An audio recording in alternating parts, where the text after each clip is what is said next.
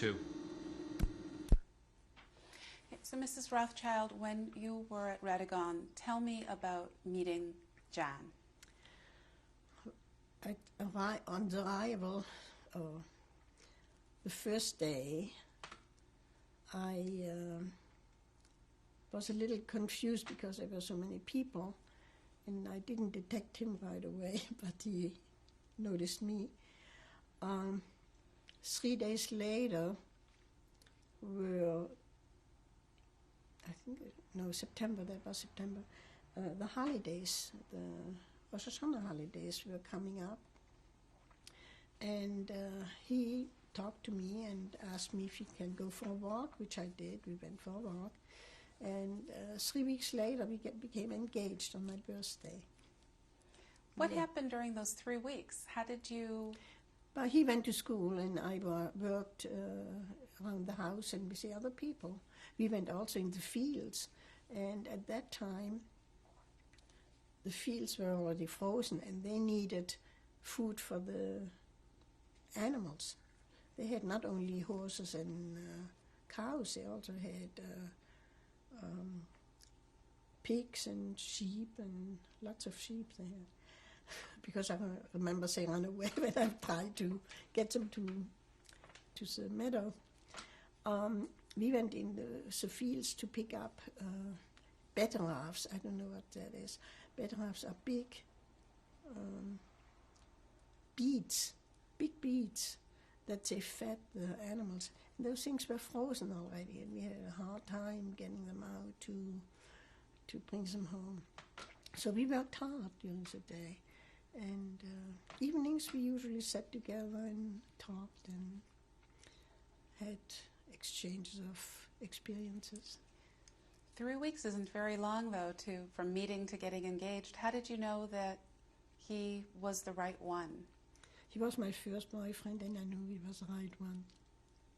I had absolutely no hesitation. Especially I was impressed by his personality.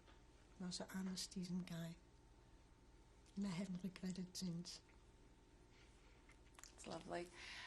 You mentioned that it was just before Rosh Hashanah. Do you remember what that Rosh Hashanah was like in Radagon? Were you able to participate in services? What was that like? But they had a little chapel. Radegund was dedicated to Saint Radegund, which was before Catholic place, I think. And they had a little chapel, and that was transformed into a synagogue. And so there were services, and obviously the family celebrated with good food, and that's it. Had a good time. During this time, these weeks in Radagon, were you able to have any correspondence with your family, your father in France, your mother and sister in Kale? The borders were crossed, were closed, pardon. And we could not communicate with each other. I had a connection with my dad, who was in Paris, and later on, he also was interned as a German. He volunteered for the French army, and he had already served in the First World War. And on the other side, as a German soldier. And this time he volunteered for the French army, but he was not accepted. He got out eventually and went back to Paris. So you mentioned these 3 weeks until you got engaged in Radagon. What happened next? In February, I got an order that I had to leave. As a foreigner, I had to have permission that was one time extended. The second time, they didn't extend it anymore, and I had to leave. So I went to Saint-Germain-en-Laye, which is outside of Paris, where my uncle, my dad's brother, lived with his family. Let me ask you, who ordered you to leave, and how did those orders come? The French government. You had to, as a foreigner, you had to get permission of residency. And that was extended one time, but in February I had to leave. And where did you go? I went to Paris to my uncle. They had a little baby, so I took care of the baby. And how long were you in Paris for? That was 1940. And the order came. No, I left my uncle's place to go to work in Versailles as, again, to take care of a child, a little boy. And I was there, I think, a week or 2 weeks. When the order came, all people of German nationality would have to be interned. And I had to go to the place where they asked me to go. And that was my beginning at Gurs. Can you spell Gurs for me? G-U-R-S. And at this time, where was your fiancé, now fiancé John? Jean was in Radegund. So tell me, how did you get from Paris to Gurs, and what did you find when you got there? The transportation was in groups because all the people from that area were interned. We left by train. First we were about 2 nights. We were stationed near Paris in stables, horse stables. And then we were taken by train to Gurs. Gurs was in the Bas-Pyrénées, in the mountains. It was beautiful. The area was beautiful. The camp was not so beautiful. There were barracks. But at that time, we were not too handicapped because we got, they had those wood bridges or wood, I don't know. They had sacks with, that were filled with straw. And so we had some kind of bed, if you can call it bed. In the morning it was very cold because it was in the mountains, but during the day it was sunny, and we adjusted to the situation. I volunteered for getting milk for the babies through the Red Cross. So that gave me something to do. I also did shorthand in French, German, and English. And in the morning at 5 o'clock, I left the barracks and watched the sun come up and studied. I was not too worried about the outcome of it because I knew my dad was in France. I worried about my mother and sister, but we had no communication and I didn't know where they were. Obviously, the border city, Kehl, was also evacuated, and I didn't know where my mother was during that time. In Gurs, was there barbed wire around the fence? Yeah. Were you kept inside? Tell me about the how physically Gurs was, and did you have enough food, enough supplies? But we were restricted because obviously there were barbed wire, and French guards outside of the area here. There was no possibility of getting out, of course. Food, but it was a soup with celery or potato or something, and bread. You didn't have a very elegant dinner, but we survived. I didn't complain. I had no problem. And did you know anyone in the camp when you got there, or were friendships made, and were you able to participate in any religious activity while you were in the camp? Originally, I didn't know anybody, but eventually I got to know a girl there. And what we did, in order to have a little privacy, I had brought one of those bedspreads, and I hung it up on a get a little privacy, a little separation from the rest of the group. That was my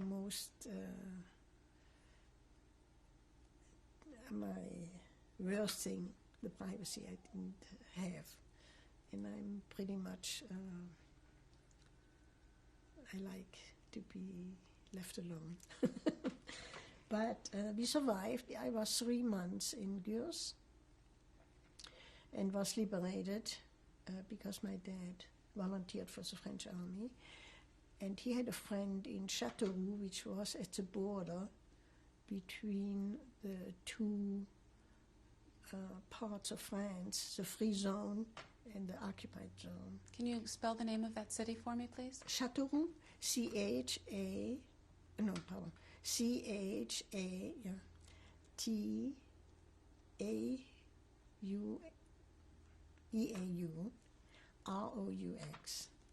I'm sorry.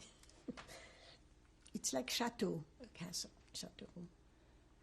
And tell me what happened at that point. But I stayed for 2 days or 3 days with the family of a friend of my dad, who also had volunteered for the French government, for the French army, and I looked for work. In a newspaper I found an ad that somebody needed an assistant for a lady who was ill, who was paralyzed, and I volunteered and I got the job. And it was difficult because the lady was paralyzed. She was in her 80s. The situation was difficult because the family was poor. I stayed there until the lady passed away, and that was in 42, and I had to leave then. Again, I looked in the newspaper and found a place in Lepaud, Lepaud, and that is in the Creuse, Creuse. It was a lady who owned a restaurant, a general store, and a butcher shop. All of this time in both Châteauroux and Lepaud, why were you allowed to be free and no longer intern?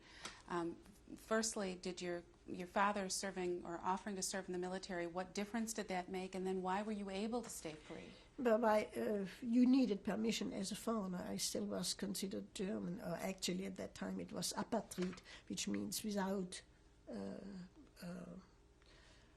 any...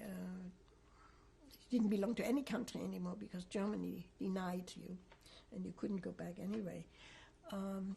So you needed always permission from the government, from the French government, so they knew where you were. And when I left Gurs, I got permission to go to Châteauroux, and from Châteauroux I got permission to go to Lepaud. It was really the city who had to authorize you, to give you authorization to come, which was given to me. So I was in Lepaud, and the reason I wanted to go in the country, at that time my mother was in Gurs, and I wanted to send food because the food was restricted and rationed.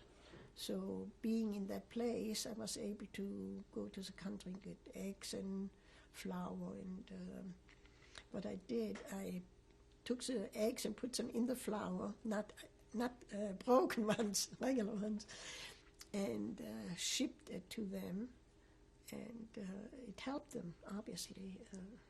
How did you know that your mother was in Gurs, and where were your sister and father at this point? How did you know? On October 30th, 42, I got a little package in the mail, mailed from Gurs. It was for my birthday on the 5th of November, and it was a little purse, which I have, that came from my mother, wishing me a happy birthday. So I knew she was in Gurs. I didn't know before where she had been. My dad at that time was in Paris, and my sister was in Köln, Koeln. and that is in Germany, where she worked in a retirement home. Okay, so now you're in Lipo, and we know where everyone else is. How long were you there for, and what did you do there? In Lipo, I worked again. I worked in the restaurant, I worked in the store, and they had, food-wise, it was very easy because it was self-supporting here. I met a gentleman who was actually from Paris, but he had a house in Lipo. He was Jewish, Mr. Weil, and when I didn't work, they invited me, he and his wife, to come and visit with them. So it was for me very nice. I mean, I had at least someone to go to. And where was your fiancé John during this time? John was still in Radegonde. That was at the beginning of 42. He had tried to come to Gurs, and he will tell you that, to get me out of the camp, because we could not communicate between the zone where he lived and the free zone where I was. He wanted to come to pick me up and take me back home to his home. And we missed each other. I had left the day earlier, so he came to Châteauroux and wanted to take me back because the situation in Châteauroux was very difficult for me. But there was no running water in the house, and I had to wash the sheets outside in a hanger. And in winter it froze under my hands, and I carried those pails of water. It's amazing that you survive, but it was, I survived. And John finally found that I was in Châteauroux, and he couldn't convince me to go back in the occupied zone. And he was disappointed, and I was disappointed too, but it was the best thing. It turned out later on it was the best thing. So now, how long were you in Lipo for, and what happened next? In Lipo, I was, I think, for 2 years. A year and a half or 2 years, I don't know exactly. The next thing was we were again interned. I was the only refugee Jew who was not French, and obviously I had registered, so they knew I was German. One morning at 5 o'clock, 3 policemen came, 3 gendarmes came and told me to get ready, that they have to interview me. And so I said, okay, I'm getting ready. But you get out of the place. I'm not getting dressed with you in here. So they did. And in the meantime, I wrote a telegram. And those who said, I have to take a suitcase along. I said, but if you interview me, I don't need a suitcase. Yeah, I need a suitcase and no knives and no scissors. And I said, sir, I'm not intending to commit suicide. And I really don't need to make arrangements for a long period if I am just going for an interview. Anyway, I did get a suitcase, a small one, and the 3 policemen picked me up. That was at 5 in the morning. By that time it was 6, and the people in the village, they get up early, and they were enraged that the policeman came to pick up a girl who had not done anything, So they wanted to get me out fast because they were afraid that people would, protest. One of the policemen was a decent guy, and I asked him to send a telegram. My husband, my fiancé at that time, was already in Switzerland. He was going back to Switzerland to do his military service, and that was May. No, I was from May to August. I was in Gurs, but in Rivesalda I was from August to October. And that was in August 42 So from Lipo, you were taken where? to Rothschild. And can you spell that for me? Yeah, but there were 3 stations. There was before Rothschild.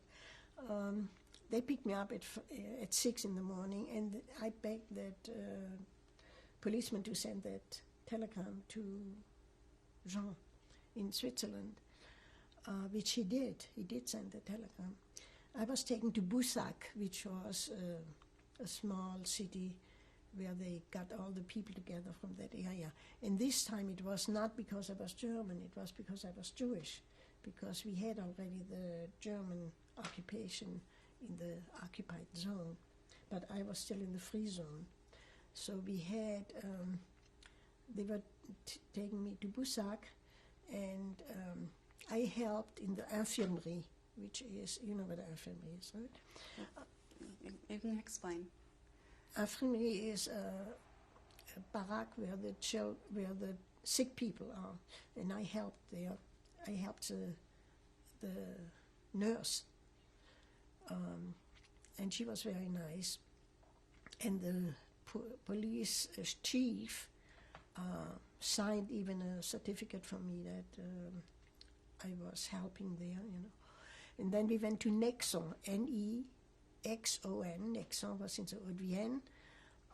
And there I was able to cook kosher food for a rabbi, an Orthodox rabbi who was stationed there. So actually, food-wise, it was not bad at that time. From there, and I also helped in Nexon with people who couldn't translate their papers. There were many people who were interned from Germany and from Poland who didn't speak French. So I was able to get a mother and a son liberated from that camp. And there was a young mother with twins from Sweden who also didn't know French, so I translated their papers and documents. These were still internment camps from which you were not allowed to leave because you were Jewish. Yeah. And how long were you in Nexon, and where did you go from there? Not very long. It was on our way to Rothschild. I think 10 days or 2 weeks at the most. Then we were taken by a train again, and that police chief was on that trip, and I was able to, he was very nice and he made an exception. I was traveling with him in the car, and he had been nice. Not only he wanted to help to get me out, but we arrived in Rothschild, and this was a very large camp at the border in the Pyrenees, at the border between Spain and France. It was a border. And it was it was salt, the whole area was salt from I don't know what, the Mediterranean. I don't know, it was, Perpignan, yeah, it was Mediterranean. The whole area of that camp was left from the Spaniards who had been interned as communists. They had crossed the border from Spain into France, and they were stationed there, they were interned. So we inherited the barracks from the Spaniards. And there the situation was much more difficult because there were many more people. I don't remember, I think 3,000 or so. We were isolated, there was nobody around, and the surveillance was much stricter. There were barbed wire, and every day there were appel calls where you had to appear. And every night there were departures for Auschwitz. How did you know that? How did you know where the departures were going? I didn't know where they were going. I know they were going north to Paris and Drancy. I didn't know where they were going. But in other words, the people were taken away, and you were lucky if you were not involved. I was on one of the lists, and had sent 2 more telegrams to Switzerland for John to come and bring documents so we could get back to Switzerland. In the meantime, my aunt, my Uncle Fred's wife, Nick, who was not Jewish, had a cousin in Perpignan, which is also at the border of near Marseille, and asked him to intervene in my behalf while I was in Rothschild, because I had no way of communicating. The telegram I got out through the Red Cross, through the nurse, but you did not have any communication between outside and inside. So my aunt had sent her nephew to Perpignan, to the cousin who was a lawyer, and asked him to try to get me out. I didn't know anything about that.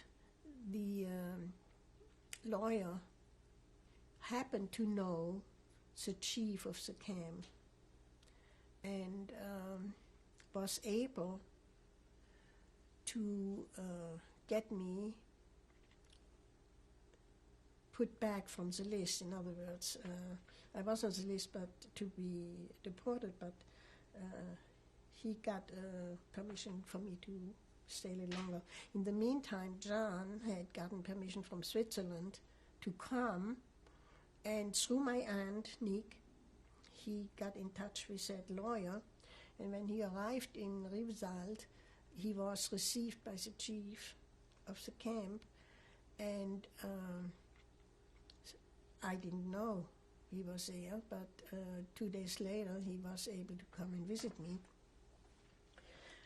And I needed permission to go somewhere, to have a residence place, so I went back to Lepo. I got permission from the mayor to go back, and John and I left Rothschild and went to Lepo, where we wanted to prepare for Switzerland. We needed again permission from the gendarmes, from the police, to leave Aleppo, and that was during the battles in North Africa. In other words, American troops had just arrived in North Africa. So the German troops occupied the whole of France, and we had a very hard time. He couldn't get his passport back, which he had to leave because it was in Guéret to be continued. He had a visa only for a week, and it had to be continued. And I didn't have my permission to leave France. And the Swiss legation had sent my papers to Marseille, but instead of putting a Ruth Bodenheimer on it, they put Monsieur Renee Bodenheimer. So the papers were for somebody completely different than for me. That's why they never arrived. But in the meantime, when we were in Lepo, in order to go back and forth, that same police chief who had helped me signed papers, documents that we could go to the Swiss border. End of tape 2.